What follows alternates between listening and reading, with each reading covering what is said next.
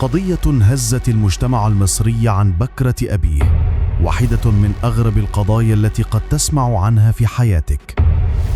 من في هذه الصورة اسمها هالة، استطاعت أن تصل إلى 90% من الجريمة الكاملة ونفذتها بمنتهى الذكاء، حتى يمكن القول إنها كانت أذكى امرأة في مصر سنة 2020.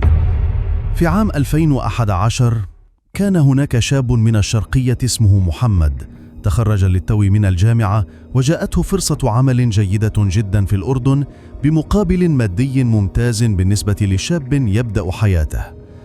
رغم أن الوظيفة كانت بعيدة عن مؤهله الدراسي، إلا أنها كانت مهنة حرفية أتقنها محمد بمهارة حتى صار يطلب بالاسم.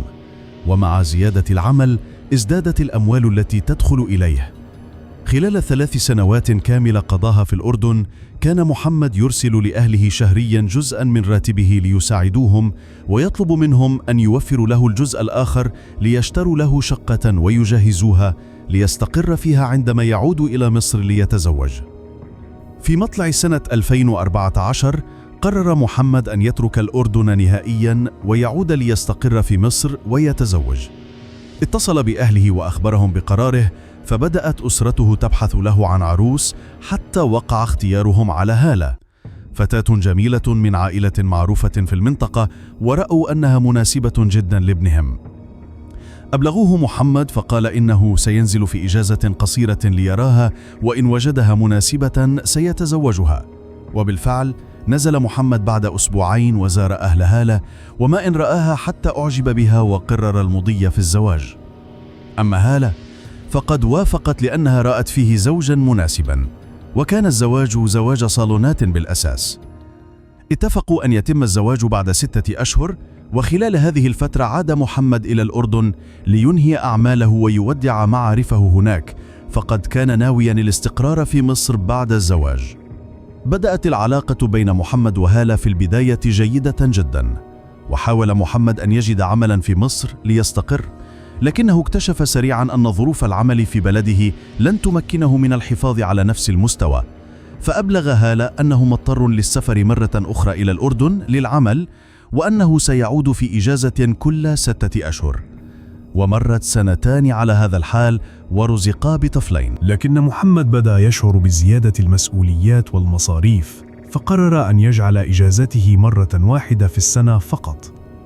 ورغم ذلك لم تعترض هالة، فكل ما كان يهمها أن يرسل المال بانتظام وينفق بسخاء على بيته وأطفاله. إلا أن الشك بدأ يتسرب إلى قلب محمد، خصوصا بعد أن أخبره أحد معارفه أن هالة ربما على علاقة برجل آخر. على الفور حجز محمد تذكرة وعاد إلى مصر بشكل مفاجئ، وواجه هالة بما سمع. وبعد ضغط اعترفت أنها تعرفت على رجل عبر فيسبوك، لكن العلاقة لم تتجاوز حدود الرسائل. أصر محمد على الطلاق، لكن بطريقة غير مفهومة استطاعت هالة أن تقنعه بالعدول عن القرار، مؤكدة أنه بذلك يخرب بيته ويضيع مستقبل أولاده. فوعدته أنها لن تعيد الكرة أبدا، وبسبب تعلقه بأطفاله وكل ما بناه من تعب، تراجع محمد عن الطلاق وقرر أن يستمر معها، بل وأخبرها أنه سيصفي كل أعماله في الأردن ليعود ويستقر نهائيا في مصر. وفعلا سافر، وبعد 2 أسبوع عاد بعد أن أنهى كل التزاماته هناك. كانت علاقة هالة بأسرة محمد جيدة جدا، وكانت تتحدث دائما مع أحمد شقيق محمد الأصغر، وكانت تقول له باستمرار إنها تعاني من مشكلة مع محمد بسبب تناوله المنشطات الجنسية بكثرة، الأمر الذي يجعل رغبته لا تهدأ، وهو ما يرهقها ويتعب جسدها. وطلبت من أحمد أن يتحدث مع أخيه ليقنعه بالتوقف أو التقليل من ذلك، لكن أحمد كان محرجا جدا، وحاول مرة أن يلمح لمحمد بالأمر بطريقة غير مباشرة، ففاجأه محمد بأنه يندهش من الشباب الذين يستخدمون هذه العقاقير في سن صغيرة، بل وأكد له أنها خطيرة جدا إذا أخذت بكميات كبيرة. أحس أحمد بالحرج، ولم يخبر أخاه بما سمع من هالة، وظن أن محمد يتعمد إخفاء الأمر. ومع الوقت أصبحت هذه الإشاعة منتشرة بين العائلة، وكلهم محرجون من مواجهة محمد بها. وبعد 6 أشهر وتحديدا في منتصف عام 2017. اتصلت هالة بأهل محمد ليلا وأخبرتهم أن محمد مريض جدا وملقى على السرير. عندما وصلوا وجدوه قد فارق الحياة بالفعل، وبدت الوفاة طبيعية. حضرت الوحدة الصحية وأثبت الطبيب أن الوفاة سببها هبوط حاد في الدورة الدموية مع توقف في عضلة القلب. وبما أن أحمد شقيقه أخبرهم أن محمد كان يتناول منشطات جنسية، بدا الأمر مقنعا لهم تماما. صدر تصريح الدفن ودفن محمد دون أي شبهات. استمرت هالة في بيت زوجها مع طفليها، وكان أحمد وخال الأطفال يتكفلان برعايتهما. وبعد عام كامل تركت هالة بيت محمد وانتقلت إلى شقة جديدة، ثم تزوجت من رجل غريب عن المنطقة لم يعرف أحد متى أو أين تعرفت عليه.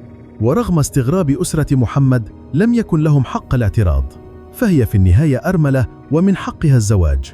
مرت 3 سنوات، وفي بداية 2020 كانت هالة تعيش مع زوجها الجديد باستقرار، بينما كان أحمد لا يزال يزور الأطفال باستمرار للاطمئنان عليهم. وفي أحد الأيام صعد أحمد لزيارتهم، ولأن هاتفه قد انقطع شحنه ولأن شاحن هاتفه لم يكن شائعا، طلب من الأطفال أن يبحثوا له عن شاحن. ذهبوا إلى أمهم فأعطتهم هاتفها ليستخدمه أحمد في إجراء مكالمته. وبينما كان أحمد يجري الاتصال، وصل إشعار برسالة على واتساب هالة، وبالخطأ لمس الشاشة ففتح المحادثة، ووجدوا مقطع فيديو صغيرا تظهر صورته الأولى محمد شقيقه وهو على السرير. فتح الفيديو فكانت الصدمة، محمد يحتضر أمام الكاميرا وهالة بجواره تقول له إنه يموت الآن، وإنها كانت تخونه لأنه ظلمها كثيرا ولم تكن سعيدة معه. واستمر التصوير حتى لفظ أنفاسه الأخيرة. أصيب أحمد بالذهول فأخذ الهاتف وركض مسرعا خارج الشقة. أدركت هالة أن الأمر قد كشف حين أخبرها أولادها أن أحمد أخذ الهاتف وجري به. اتصلت بزوجها الثاني من هاتف الأولاد واعترفت له بما حدث، فانفجر في وجهها غاضبا لأنها وعدته من قبل أنها مسحت ذلك الفيديو. أما أحمد فقد اتجه مباشرة إلى قسم الشرطة وأبلغهم أن أخاه الذي مات قبل 3 سنوات لم يكن موته طبيعيا بل قتل.